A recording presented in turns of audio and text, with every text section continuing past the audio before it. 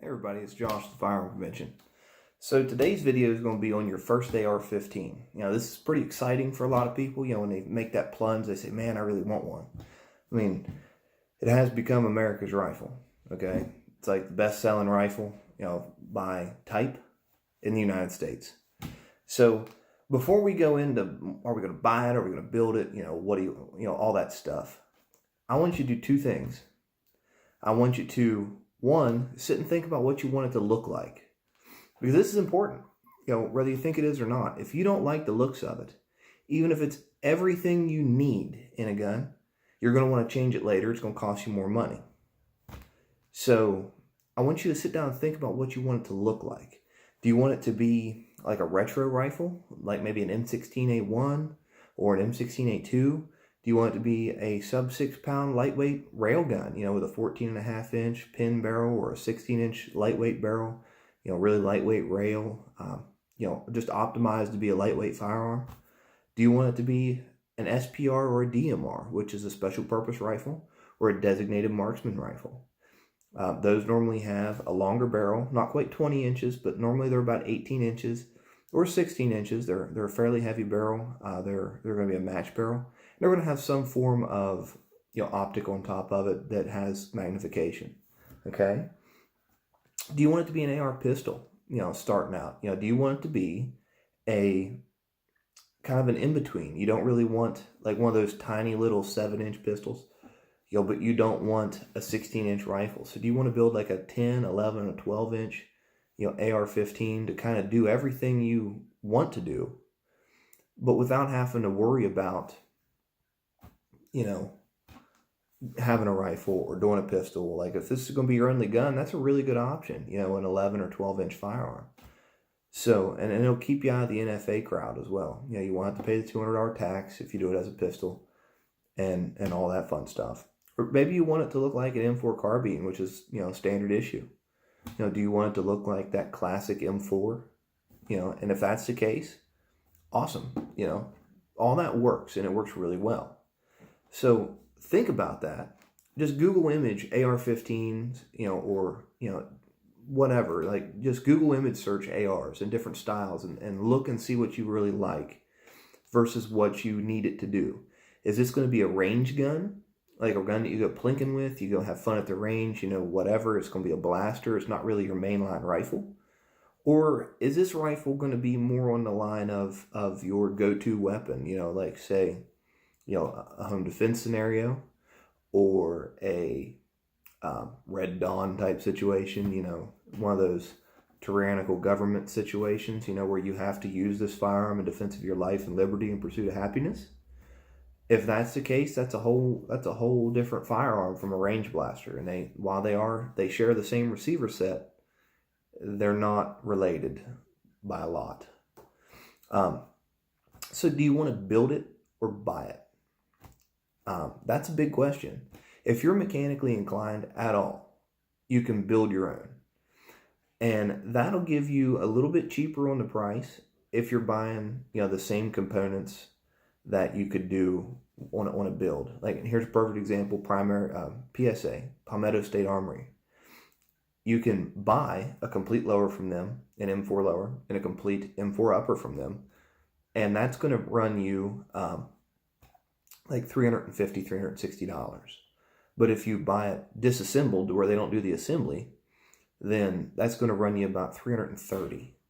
So you save a little bit of money by assembling. For some people, they'd be like, who cares? I'm going to go ahead and just buy the complete gun. And there's nothing wrong with that. If you build it, you get the exact parts you want at a lower cost. So if there's any parts that you specifically go, man, I really want this, and I really want that, I really want that. Like say you want a specific handguard, or you want a specific bolt carrier group, or you want a specific grip or stock. It's probably best to build your gun. But if you're happy with, I just want a solid AR-15 in X configuration, let's just call it an M4 configuration, then it's probably best to buy. So when you buy one, you do get a warranty, okay? So I mean, if you buy it completely assembled, you're going to have a warranty that you can fall back on. Now, everything in an AR-15 is completely simple to work on and fix at home. I haven't bought an assembled AR-15. Well, I can't say that. I did buy some really cheap Bear Creek Arsenal 760 with 39s. They were like $250. But, I couldn't, if I tore them apart, I could sell them for more money than I had in them and still have a receiver set to build on. So, whatever. But as far as building a 5.56 or building a rifle, I haven't bought a complete rifle just to, run as a main gun in 10 years. Because it's just easy to build one. So a lot of times when people are talking about their first gun, they want, the first thing they do is they want to go out to a gun shop and they want to just buy one. Well, guys, with AR-15, I normally tell everybody, no matter what you're looking at, to buy used. To look on the used market, you're going to get a great deal. AR-15s are not in that category. I don't know why. I don't know the mentality of people that own them, but some Joe Schmuck is going to, buy a PSA M4, and he's going to buy it for like $350 free shipping with a $20 transfer fee. And then he's going to shoot the crap out of this gun. And he's going to run it, and he's going to play with it, and he's going to have like 3 magazines that are probably going to be like hex mags or pro mags or something funky. And he's going to have 100 rounds of tool ammo and some Chinesium optic on top of it. He's going to try and sell it to you on the used market for $500 or more. And he's going to tell you that you're getting a deal of your life. Don't.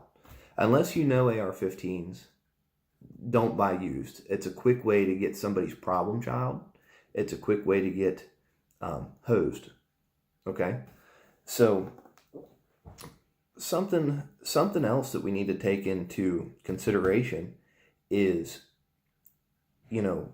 what's your budget? And what brands can we match with your budget? Okay? So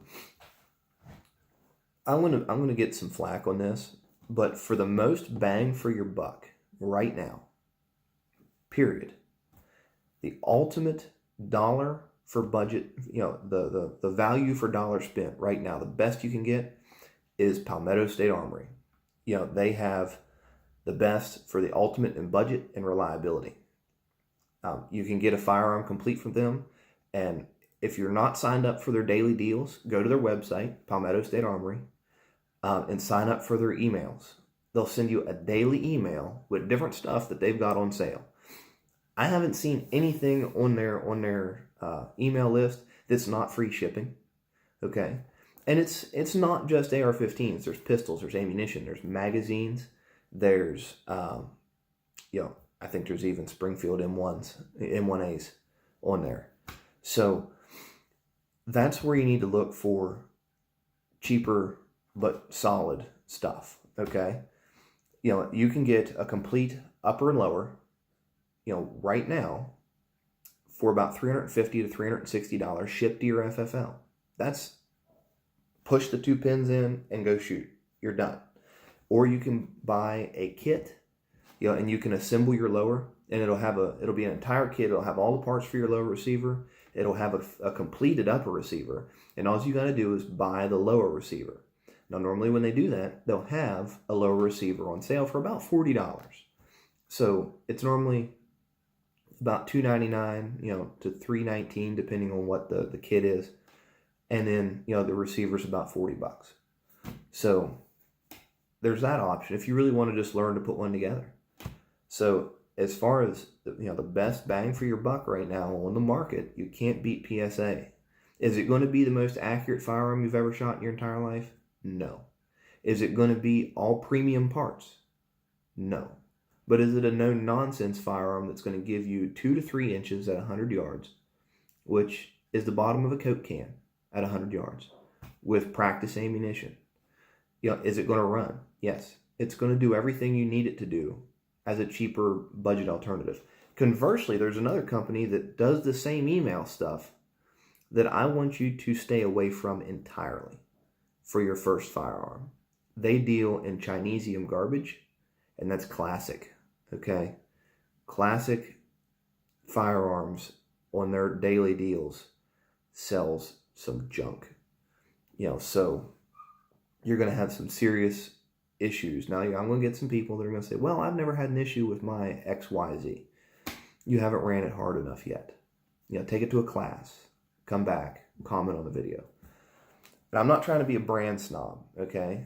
I have some higher end stuff, but I've got some lower end goodies, It's, to me, it's all about what the budget allows at the time versus, what you're looking to do. So let's move on to the brands and the budget. So the low-end brands, the brands that I would try to not avoid per se, but maybe try and purchase the next tier.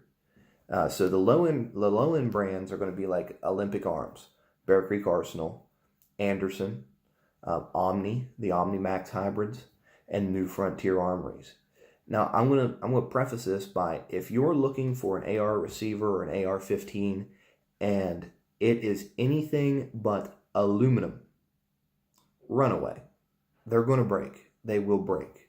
They're not good, okay? They've come a long way, but they're still not here with aluminum yet, and they don't offer much weight savings, and they don't really offer much cost savings if you were to check out a PSA versus an aluminum versus a plastic.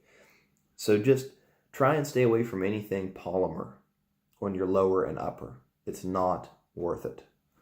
So those low end AR-15s, you're going to get into those. I've seen them as low as $299 to $320 assembled. Now those are some pretty cheap guns. Those are really cheap. Now Bear Creek Arsenal, if you know what you're getting into, can offer a decent value. Okay, I know they got a little bit of flack recently because of the illegal immigrants that they were hiring, but they do offer decent. Like they're not stuff like Omni or New Frontier. They're not plastic, but they're not quite in the mid-grade area either. Then you've got like PSA. I can't put PSA in with the medium brands, with the medium price point, because they don't compare. So like the Bear Creek Arsenal and the PSA are on the high end of low end, if that makes any sense, or they're on the very low end of the medium brands. And then you've got the medium price point brands, which is going to be firearms like Colt, BCM, Sons of Liberty Gunworks, Stag, Rock River Arms, Bushmaster. All those brands are going to be in there in that medium price category. Those firearms you're going to pay anywhere between $500 and $800 for. And that's basically, and BCM isn't quite one of those Gucci brands, but you can get some BCM rifles that are closer to $1,000, $1,000 bill. So they're kind of up there at the top end. Colt seems to be the gold standard for a lot of people. Colt was the original, one of the original manufacturers for the M16A1. So a lot of people, they've been the gold standard. I personally dislike Colt. They've always tried to appease the left when it comes to firearms. They've always tried to work their firearms in a manner that try and keep us from having a true mil-spec AR-15. So they've really been proactive in trying to screw around with the civilian market. And their contracts with the government has allowed them to coast, past the civvy market. So they really haven't kept up with the market in the same manner that everybody else has, because they don't really care about us civvies. They're more interested in that military contract. And that's why, they basically have the 6920. If you're going to buy like a medium class rifle, which is a solid gun, okay, I'll give them credit. That's a solid rifle. You really can't go wrong with it. But I'd rather have a BCM in that same configuration. And the high-end guns, these firearms are going to be guns that, if you've got a larger budget, or you've been saving up and you really just want a frills out of the box firearm that's just absolutely wonderful, and it's never going to give you any problems. These guns are going to be $1,200 to $1,300 and up, okay? And you've got brands like Daniel Defense, Novisky, Knights Armament, and Geisley that now they're making their Super Duty style rifle. And I actually handled those just recently, and they're really nice guns. I mean, all of them are just wonderful. I handled pretty much every one of these brands at the recent gun show, in Harrisburg, the Great American Outdoor Show, and all of them are wonderful. So, like I said, these are going to be firearms that are going to be in that $1,300 to $2,000 neighborhood, and it just all depends on what you put on top of it, what you put inside of it. But they're going to have solid stuff in them. They're not going to be mil spec. They're going to be beyond mil spec. They're going to be better than mil spec. So now let's look at your optic options. What do you want for optics on top of your gun? Iron sights are always a decent choice. If you're truly on a budget scale, like for instance, you buy that PSA for $350, and you really need some solid irons, and you want to get training right away, go ahead and get an A2 rail and put on it. There's nothing wrong with an A2 rear sight assembly. They're easy to take on, they're easy to take off, they're bomb proof, okay? And they're about $40. So that'll get you moving at the range for the cheapest money per longevity, I guess you would say. And then you've got guns like, stuff like the micro red dot. Now the micro red dot, or the mini red dot, whatever you want to call them, there's a whole bunch of different people that make these, all from cheaper ones all the way up to really expensive ones. So you have stuff like, on the cheaper side, you have the Bushnell TRS-25. It's a decent little red dot, but it's more on the range toy side of red dots. They eat batteries, they do work, but they're definitely not bomb proof in any way, shape, or form. Then you've got like a primary arms optic and a hollow sun optic. I'm going to blend these two together because the last time I did this research, Hollow Sun was making primary arms, red dots, and they're an Aimpoint T1 H1 or T2 H2 clone. So look that up as well. Then you have like the little SIG red dot. I don't know the name of that little guy. They're pretty new into the optics arena, but they've been doing pretty good. They've been bringing out some solid optics and everything from AR style optics, to higher end, precision rifle optics. So give them a look as well. A lot of guys I've been seeing have been giving them raving reviews. And for those that want a mini red dot that is going to go the distance, completely bomb proof, the Aimpoint H1, T1 or H2 T2s are wonderful. So then you've got like a full size red dot, and this is going to be something along the lines of the Vortex. What do they call those? The Vortex, is it fudge? I can't remember what it is. I can't remember the name of it. But you've got like the SIG Romeos. That's one of them. You've got an Aimpoint patrol rifle optic, Pro. You've got an Aimpoint Comp M2, M1. So there's a bunch of different style, larger optics. Vortex makes a couple different kinds, and it's on the top of my head. I just can't remember the name. But those are some really good options. And Primary Arms also has some medium or full size, optics as well. So don't overlook those guys. I will say Primary Arms is one of the good companies. While they do produce I wouldn't call them a middle of the road optic. They're, for these red dots, they're higher than low end. They're kind of like a PSA of optic. But their warranty is really good. A friend of mine, we had an optic that kind of took a crap, and he called him up and said, "Hey, this optic took a dump. It's no longer working. It's no longer any good." And he said, "What's the warranty on it?" And they said, "Well, we give them a year warranty, but all you have to do is tell me that it's less than a year old and we'll fix it. And he's like, well, it's less than a year old. And they went ahead and sent him a new one and had him a tracking number before he even got the other one sent to them. So I mean, they were really proactive about that, and they actually won me over on that. I will give them that. That's pretty solid. So then you got low power variable optics. So this is an optic that, once again, primary arms is one of those optics in the more budget oriented side. Weaver is another one. Now that's more of a hunting optic, but if you're on a budget, run what you can. You got Leopold optics, and you got like their Firefly red dots and their, with that kind of red dot. And they have, it's more tactical. And then you've got stuff like Vortex, and honestly, Vortex is Strike Eagle. So you guys, I remember that one.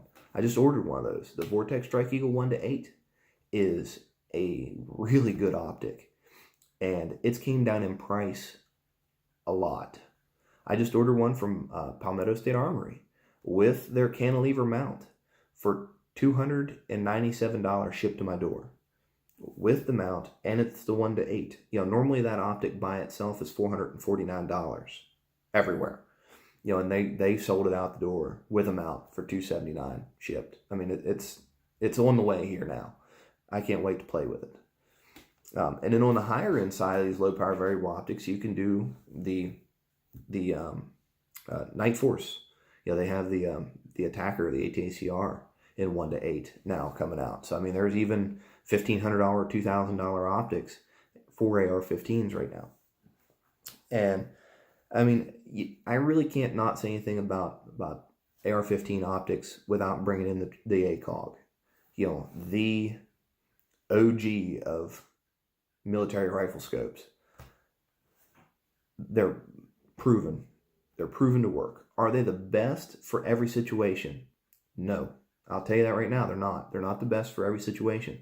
But if you want an optic that will stand up to whatever you can throw at it, an ACOG's not a bad choice. It's probably one of the best choices.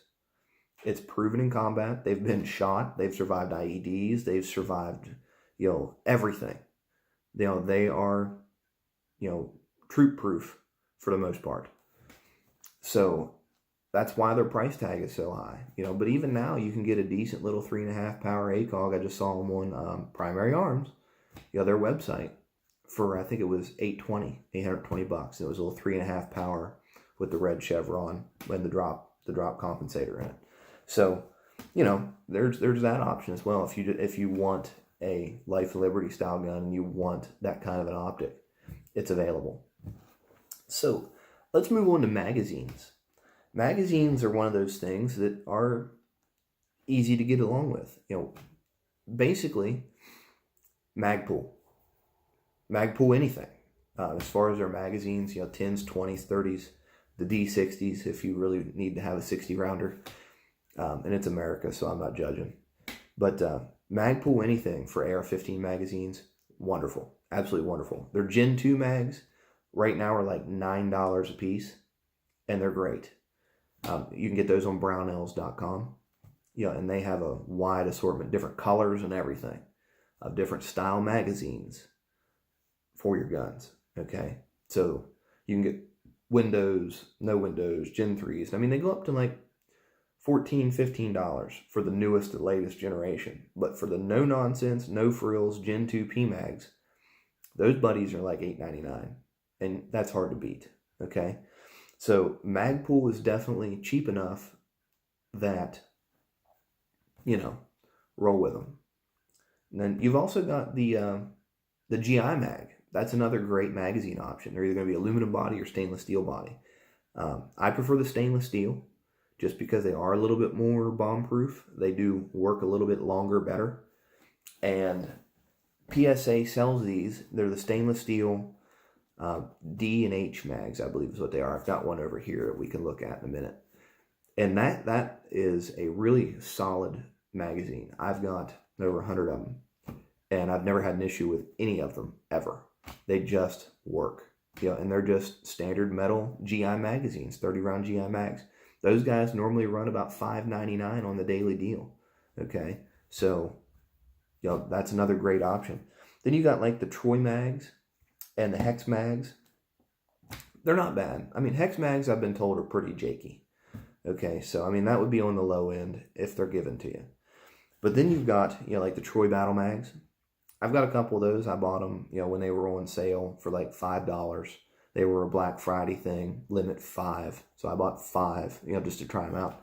And they've ran. Now, I don't know if I got 5 good ones out of a batch. That's my only experience with 5 of them. And I've ran a couple hundred rounds to them, and they seem to do okay. Are they as quality as a Magpul magazine? No. If you put a Magpul and a Troy beside each other, or a Hex Mag and a Magpul, the difference is amazing. So Magpul still beats out for a polymer magazine. It's really hard to beat a Magpul. Now, there's also the Lancer magazines. Now, those are like a hybrid magazine. So the feed lips and everything are steel. They're a metal feed lip, metal feed ramp. Not feed ramp. Well, your feed ramps are metal in an AR-15. But, the feed lips and everything are metal. And it's got a polymer body. So those run really well. Okay? Guys like those mags. And they work fine. I've never had any experience with them because my Magpuls and my GI mags work. So, not that I don't want to, it's just that I don't have them. So, what about quantity for magazines? I mean, we're new to the AR-15. We don't have any AR-15s yet. How many magazines should you get? Okay. Well, 4. 4 is the answer, in my opinion. At a minimum, you should have 4 magazines. I say you should have 5, in all honesty. 1 in the gun and 4 spares. So, 4 is the absolute minimum number you should get. 5 is preferred, and 75 is even better, okay? Like, your magazines are an expendable wear item, guys. Magazines are not a lifelong part. They will wear out. They will expire. Buy your 30-round magazines while you can, because you never know what's going to happen with our political climate and all that BS, okay? So, just a little, out there, a little bit of, paranoia for the video. So, ammunition. This is really going to depend, and we have to touch on one thing that I saved for ammunition. This is going to go hand in hand with your barrel twist, okay? I think barrel twists is how many spins, per inches of barrel, right?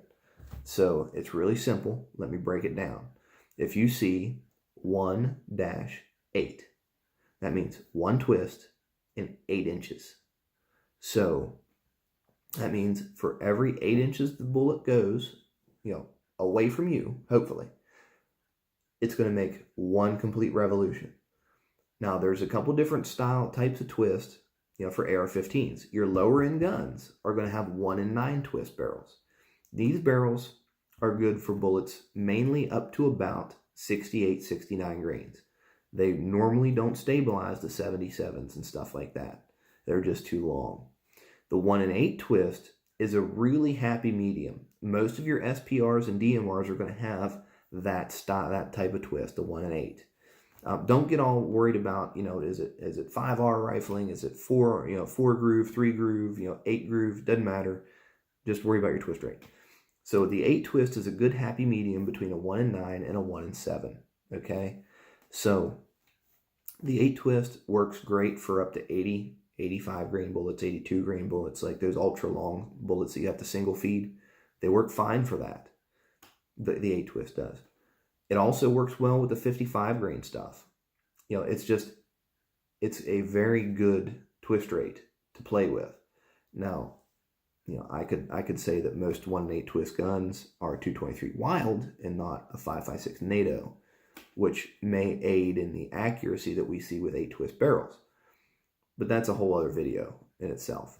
But then you have the 1-7 twist. And if you want military standard, 1-7 twist is your standard. 1-7 twist will handle bullets up to 90 grains. You're not gonna magazine feed those, but they will handle 90 grain bullets. Conversely, you're going to see a little bit of accuracy loss with a 55 grain full metal jacket. It just happens that way. It's a little bit too fast of a twist for the 55s. They get a little too overstabilized and they start to go wonky. Does that mean that you're going to have unusable accuracy? Absolutely not. But if you have a 1 in 7 twist from like Ballistic Advantage, for instance, I have a couple Ballistic Advantage barrels, and you're shooting 55 grain XM193, you may notice that, you know, your barrel that's guaranteed 1 inch at 100 yards is shooting 1.5 inches or 2 inches. It's completely usable accuracy. It's not, you know, a scorn to get a 1 in 7 twist, but it's not going to be that Nat's arse accuracy that you're looking at with a 55 grain bullet. Now, if you're going to predominantly shoot the, you know, 62 grain green tip, you know, the XM855, or you're going to shoot 77 grain OTMs, Mark 262, you're going to, you know, shoot like tracers. I don't know what that military number is. But if you're going to shoot, you know, those really long for caliber bullets, a 1 in 7 may be your best bet. Okay. So keep that in mind. Now let's move on to the ammunition. Now I've kind of touched base on the twist rate. So ammo, I think you should have enough ammunition on hand to fill every one of your magazines that you have for your AR-15 4 times. So, you know, go ahead and, you know, figure out your math for however many mags you got, and then quadruple that. That's how much ammo you should keep on hand. Now, I'm not talking about the ammunition that you take to the range and then you're empty and you have no more ammunition. I'm talking about you should have X number of rounds on hand to fill your magazines when you come back from the range. That's just my you know, take on it. 4 times, you know, the capacity of your magazines. So what ammunition? You know, there's tons of 223 ammo out there. What ammo should we get? You know, so this could be an entire video itself, and there are tons of these. So I'm just going to briefly go over this. Me personally, I'm not a fan of 855. You know, it's not very accurate. You know, it's very not accurate at all. It's like a 3 or 4 inch group at 100 yards. It really isn't all that great. So if you're looking for accuracy, it's not really all that great. I think for plinking, it's hard to beat the 55 grain 223 ammunition or the NATO spec stuff, which would be XM193. So either one of those are going to be 55 grain stuff. The XM193 is going to be about 200 to 250 feet per second faster than standard 223. So if you're looking for some of that, roll with it. You know, either one of those is a good option for plinking ammunition. So what about your defense ammo? Okay, you know, because while 55 grain 223 isn't a bad choice, there are better options. We're not the military. We don't have to have non-expanding bullets. We can use those really cool and effective things, you know, called expanding bullets. So what about, in my opinion, I feel the 55 grain Barnes, like TSXs, loaded by Black Hills, 2 NATO spec, or the Hornady 55 grain GMX, the Hog Hunter rounds. Awesome. You know, they're pretty barrier blind. They work really well. You know, any of your bonded bullets that are meant for hunting deer, you know, like the Winchester 64 grain PowerPoint, excellent choice. Excellent choice. Another option is the Mark 262 ammunition, or, you know, it's, you know, similar styles of ammunition, which is going to be a 77 grain Sierra Match King, you know, loaded by Black Hills. You know, they're the people that have that contract. So, you know, you can do Mark 262 ammunition with a 77 grain bullet. I believe Hornady's is a 75 grain bullet, you know, hollow point boat tail, or the 75 grain Hornady tap ammunition. So there's a bunch of good ammunition on the market. Like I said, heavier for caliber bonded stuff. Even your soft point, and guys, you're gonna, you know, for you guys on a budget, I'm not gonna leave you out. Okay, that ammunition's expensive. How about for you guys on a budget, some Brown Bear or Wolf 55 grain soft point? Okay, this stuff is a steel jacket, not a copper jacket. It acts similar to a bonded bullet. It's not, but it acts more similar. It's got a more controlled expansion, and it's not nearly as explosive as a 55 grain copper and lead American projectile, because steel is tougher than copper, and it just seems to expand more controlled. Okay, that's cheap stuff. You know, and if you're going to run steel case and you should test it out first, then by all means, that's a great option for the you know, budget-minded guys. So, and then one last thing, and it all depends on, you know, what kind of guy you're going to be at the range with your AR-15, or, you know, what your thoughts are about an AR-15. Do you want a chest rig or not? You know, the cheapy chest rigs work just fine. The Chinese chest rigs, they work great. You know, you can also get a whole bunch of different, you know, higher end stuff. It's on the market. Okay, I'm going to leave that to you guys. That's an entire new video. You know, do you want a chest rig? Should you run one? That's only choice. That's only answers that only you can figure out. So go ahead and see what you think on those. So let's go ahead and review like the rifles themselves. I got them sitting over here off to the side. So we're just going to go through and I'm just going to show them to you, and then you know, you can kind of get an idea. Now, these are my firearms. Okay, so these are all my personal guns. This is an SPR style rifle. It's got, you know, a 15-inch free-floated rail, 18-inch barrel, rifle length gas system. This one has a low power variable optic sitting on top of it. This is a Trigicon. Fixed A2 buttstock. You know, it's very, very simple. This one, guys, there it is. It's on a Poverty Pony lower. I mean, as long as the lower's in spec, the lower's fine. But there it is. This gun is an amazing firearm. You know, you can go to the range and shoot sub-inch consistently. I'm not going to say all day. I hate that term. Well, I can do it all day long. Whatever. That's an SPR. You know, some form of compensator, some form of low power variable optic, you know. And this little guy is a 10.5-inch pistol. Okay. This little dude is a 10.5-inch with a SIG brace. This is not a short barrel rifle. This is considered a pistol. And as you can see, it does have backup iron sights, you know, BCM bolt carrier group, and, you know, Midwest Industries rail. And like I said, it's just a little 10.5-inch guy. This is the Aimpoint Pro optic with a Geisley Super Precision mount. Guys, a little tip on this.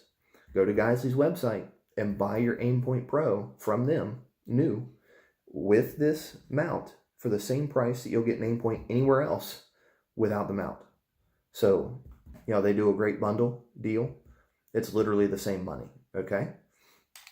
So there's that little guy. Now, all these firearms are 5.56. I don't have anything that's crazy fancy.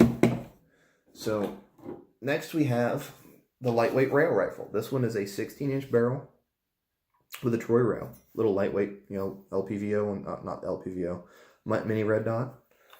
This one is a primary arms red dot. There it is.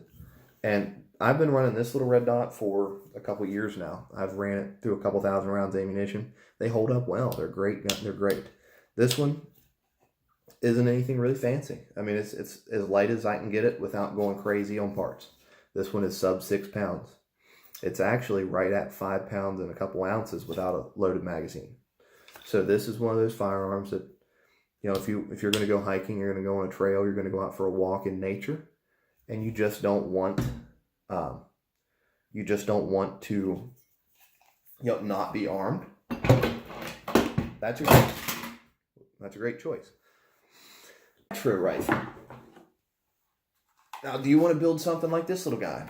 Yeah, do you want to build something like that's a 20-inch retro rifle? Yeah, I built this one because, you know, my grandfather served in Vietnam. Yeah, this was, you know, as close to his gun as I can get without having the third pin up here. So, you know, this was as close as I could get. This is as close as I could build to his rifle, you know, and that's why I built it. You know, it's just a retro gun. This is a solid rifle, though. This gun served very well and still does. No, it's not the A1. This is the A1. All of them are going to be A2s or A4s. But, you know, this size weapon is still in use by the Army, by the military. So, guys, don't put this down if this is what you want for your first gun. It is a solid piece. Iron sights rarely ever fail, okay? So, I mean, don't be afraid to run this one. Don't be afraid to. And then, finally, is the rifle that's my go-to gun. Okay, this rifle is my go-to rifle. It is a ballistic advantage mid-length gas system with a Midwest Industries rail and a Surefire on a Thorntail mount. You know, it is, you know, there's the ACOG. It is my rifle for, you know, whatever needs to be done. If I need to grab a gun, this is the one I'm grabbing. It is what it is. This is what I build it out to be, and it's what I do. You know, this is it. But this rifle is kind of like not in any of the other categories.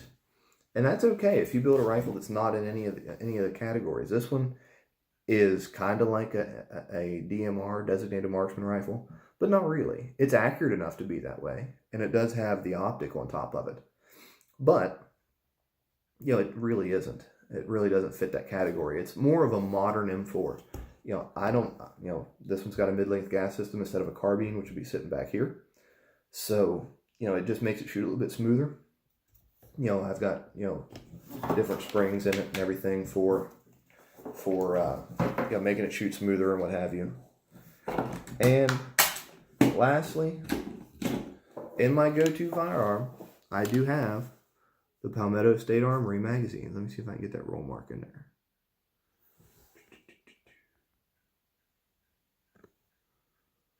Maybe.